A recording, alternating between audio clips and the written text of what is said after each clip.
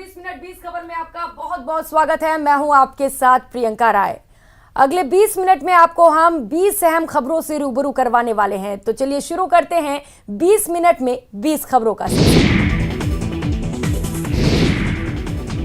विरोध में राजधानी जयपुर में जनसैलाब उमड़ आया। स्टैचू सर्किल पर हजारों की तादाद में लोग जमा हुए और सबने घटना का एक सुर से विरोध किया। स्टैचू सर्किल पर जमा हुए लोगों की आंखें नम थीं और दिल में गुस्सा भरा था। हर मुंह से हत्यारों के लिए फांसी की मांग निकल रही थी। कन्हैया को श्रद्धा सुमन अर्पित करने वालों ने हनुमान चालीसा का पाठ किया और मौन रखकर दिवंगत आत्मा की शांति की प्रार्थना की। जिस अमानवीय तरीके से कन्हैया की हत्या को अंजाम दिया गया, उसका गुस्सा हर चेहरे पर नजर आ रहा था। आज हनुमान चालीसा की श्रद्धांजलि इसीलिए दी है, सरकार को चेतावनी दी है, प्रशासन को चेतावनी दी है। और अब हम लोग सर्व समाज के लोग उदयपुर की ओर जा रहे हैं और पूरे देश से धन इकट्ठा करके हिंदुओं से और उसके परिवार को हम देना चाह रहे हैं। और सरकार ने जो लॉलीपॉप दी है, उस लॉलीपॉप पे थप्पड़ मारना चाह रहे हैं। मैं कहता हूँ वक्त आ गया, पहले जो होता है वो अच्छे के लिए होता है।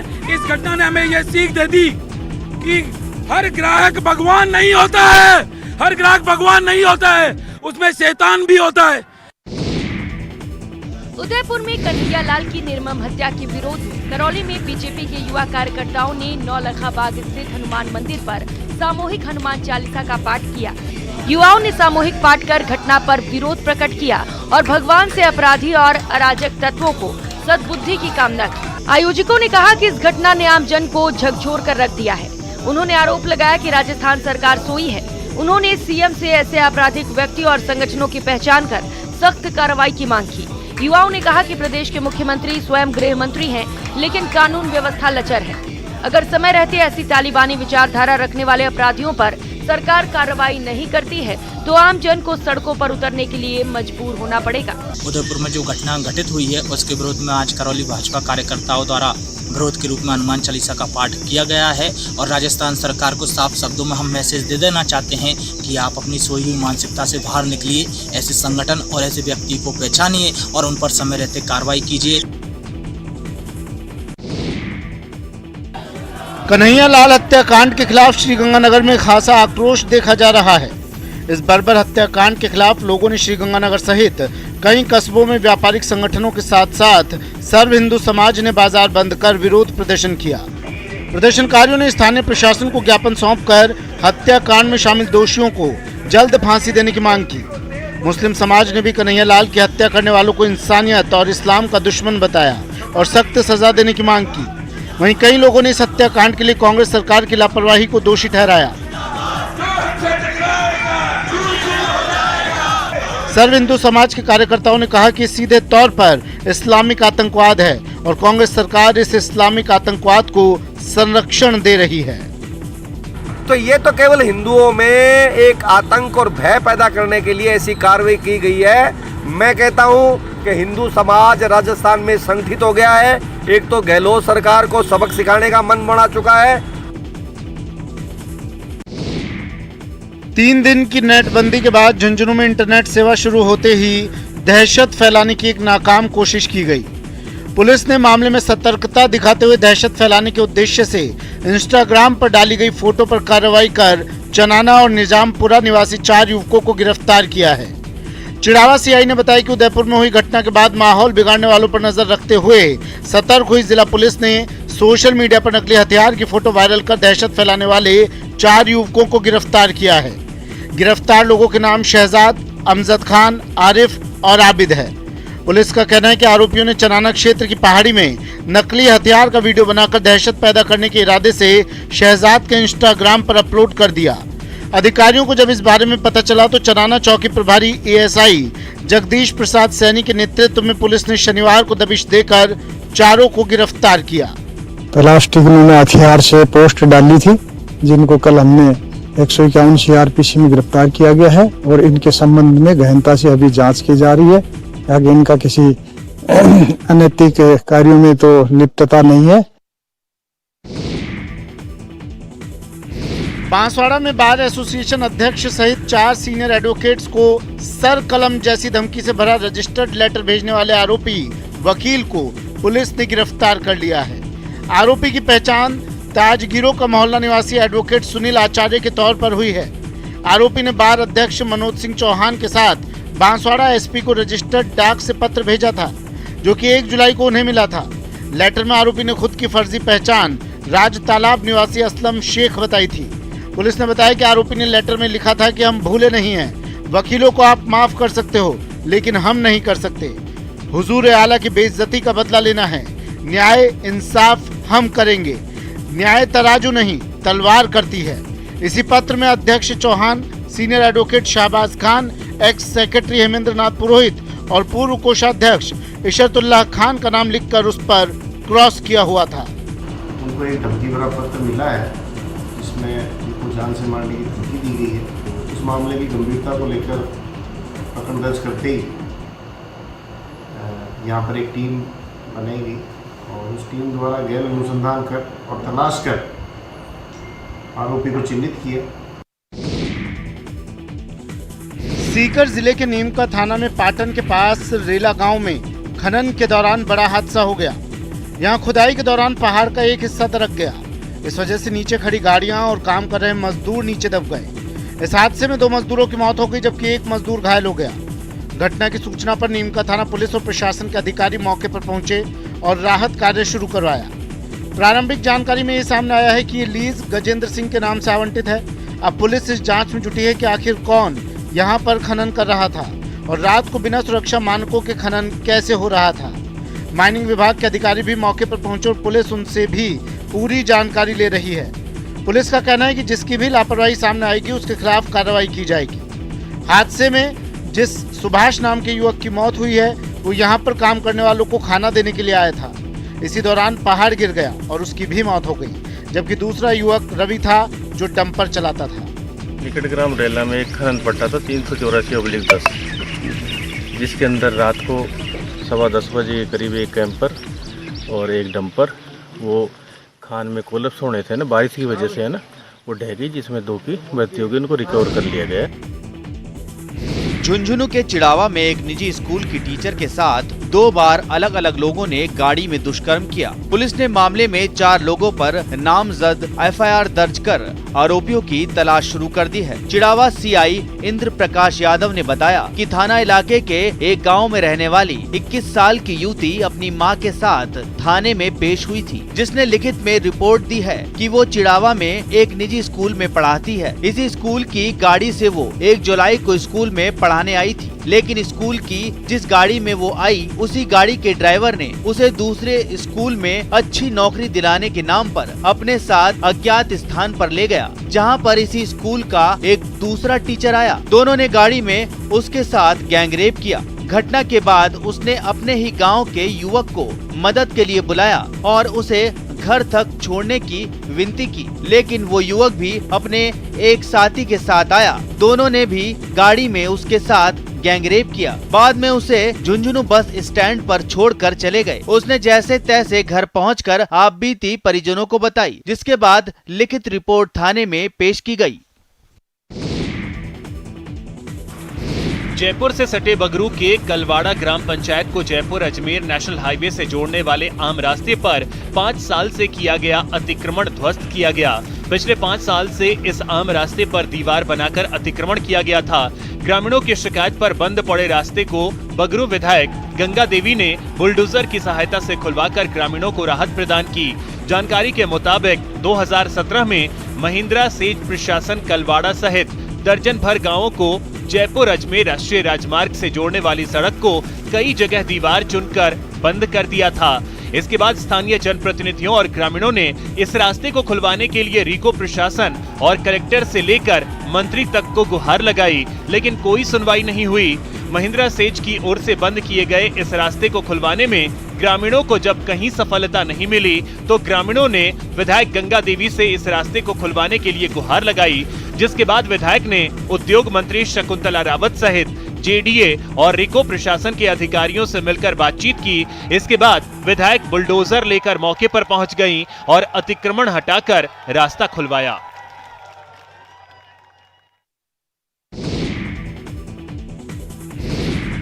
जयपुर में केमिकल फैक्ट्री में आग लगने से सुबह सुबह ही दहशत मच गई। आग की वजह से आसपास के मकान जल गए। सैकड़ों लोगों को पुलिस ने मौके से हटाया। गनीमत ये रही कि फैक्ट्री के पास से करीब 1000 सिलेंडर समय रहते हटा लिए गए। मौके पर पुलिस के साथ फायर ब्रिगेड, सिविल डिफेंस और SDRF की टीम ने हालात पर काबू पाया। इस भीषण आग ने एक बार फिर से प्रशासन की लापरवाही की पोल खोल कर रख दी है। रिहायशी इलाके में कमर्शियल एक्टिविटी बैन है, लेकिन जल महल इलाके में जिस फैक्ट्री में आग लगी वो केमिकल की फैक्ट्री थी और आसपास कई लोगों का घर था। तड़के हुए इस हादसे ने कई परिवारों को बेघर कर दिया है। उनका घर और सारा सामान तबाह हो गया है। गनीमत ये रही कि किसी तरीके से लोगों ने भागकर अपनी जान बचाई। जब धमाके के साथ फैक्ट्री में आग लगी तो पड़ोस के घर में एक 3 महीने की बच्ची भी थी, लेकिन उसे भी सकुशल वहां से बाहर निकाल लिया गया। पड़ोस में रहने वाले लोगों का आरोप है कि कई बार शिकायत के बाद भी रिहायशी इलाके से केमिकल फैक्ट्री को नहीं हटाया गया और ये हादसा हो गया। प्रदेश में अगले महीने से होने वाले राजीव गांधी ग्रामीण ओलंपिक खेलों के लिए प्रदेश भर में प्रचार प्रसार के लिए निकाली जा रही राजीव गांधी ग्रामीण ओलंपिक मशाल रथ यात्रा का सादुल शहर से श्रीगंगानगर, श्रीकरणपुर और रायसिंह नगर पहुंचने पर स्थानीय जनप्रतिनिधियों, प्रशासन और खिलाड़ियों ने जोरदार स्वागत किया। राजकीय महात्मा गांधी विद्यालय प्रांगण में मशाल यात्रा पहुंचने पर अध्यापकों, बच्चों और जनप्रतिनिधियों ने मशाल रथ यात्रा का पुष्प वर्षा और ढोल नगाड़ों के साथ शानदार स्वागत किया। स्वागत सत्कार के बाद ग्रामीण ओलंपिक मशाल रथ यात्रा को आगे के लिए स्थानीय जनप्रतिनिधियों ने हरी झंडी दिखाकर रवाना किया। मशाल रथ यात्रा के जरिए लोगों को अगले महीने होने जा रहे ग्रामीण ओलंपिक खेलों के बारे में न सिर्फ जानकारी दी जा रही है, बल्कि ये भी बताया कि अभी तक रजिस्ट्रेशन करवाने से वंचित रहे खिलाड़ी 31 जुलाई तक रजिस्ट्रेशन करवा सकते हैं। बच्चों पर भी इसका काफ़ी, बच्चे भी काफ़ी खुश हैं इसमें भाग लेके और अभिभावक भी खुश है। मैं आप खुश हूँ, मैं भी भाग लेना चाहती हूँ इसमें। बेटी बचाओ बेटी पढ़ाओ अभियान के तहत प्रतापगढ़ में महिला अधिकारिता विभाग की ओर से बहुउद्देशीय जनजातीय आश्रम छात्रावास में बालिकाओं के लिए लगाए गए 5 दिवसीय आत्मरक्षा प्रशिक्षण शक्ति शिविर का समापन हो गया। समापन समारोह में कलेक्टर सौरभ स्वामी, SP डॉक्टर अमृता दोहन सहित कई अधिकारी मौजूद रहे। महिला अधिकारिता विभाग के निदेशक नेहा माथुर ने बताया कि बालिकाओं को आत्मरक्षा के गुर सिखाने के लिए इस आत्मरक्षा शक्ति शिविर का आगाज किया गया था। शिविर में 85 बालिकाओं ने भाग लिया। वहीं कलेक्टर सौरभ स्वामी ने कहा कि किशोरी बालिकाओं को आत्मरक्षा की ट्रेनिंग से उन्हें संकट के समय अपनी सुरक्षा स्वयं करने की प्रेरणा मिलेगी। SP डॉक्टर अमृता दोहन ने इस दौरान कहा कि पुलिस विभाग के प्रशिक्षकों ने किशोरी बालिकाओं को जो आत्मरक्षा के गुर सिखाए हैं वो संकट के समय उनकी सहायता करेंगे। उन्होंने कहा कि बालिकाएं अपने आप को कभी अबला नहीं महसूस करेंगी। संकट के समय डट कर मुकाबला करें तो हर चुनौती से पार पाया जा सकता है।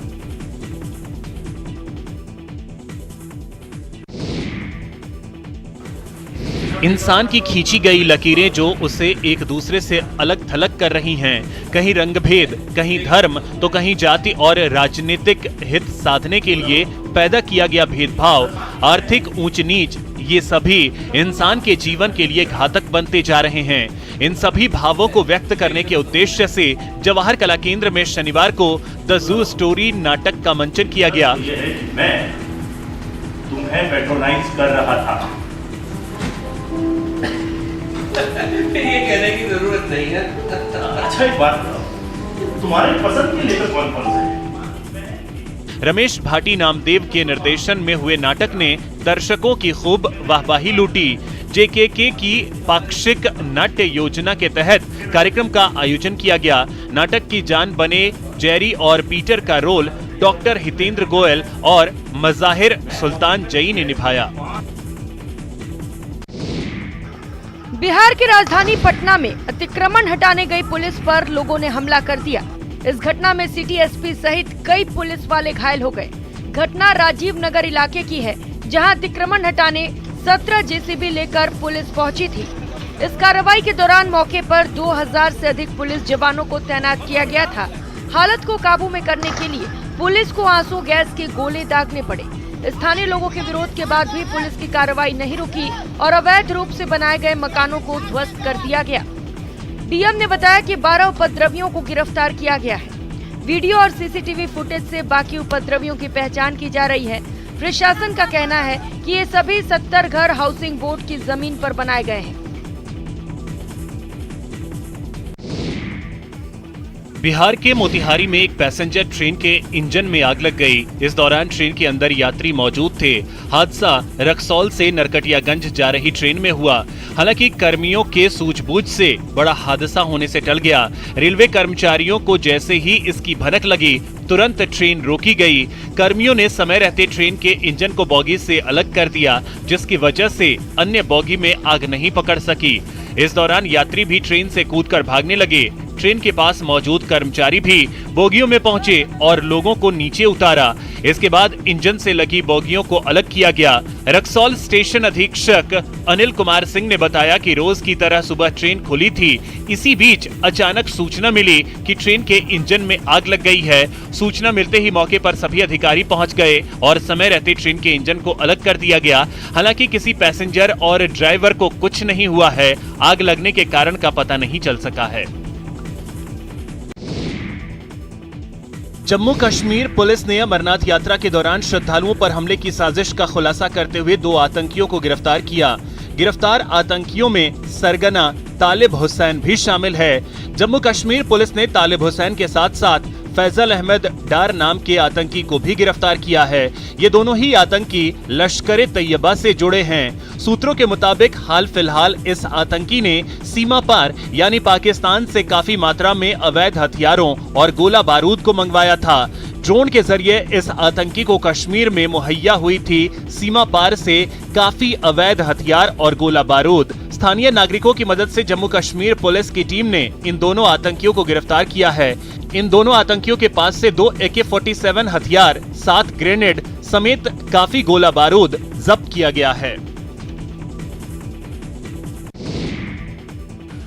भारी बारिश और भूस्खलन के कारण जम्मू कश्मीर के पहलगाम में क्षतिग्रस्त पुलों की मरम्मत के बाद अमरनाथ यात्रा फिर से बहाल हो गई।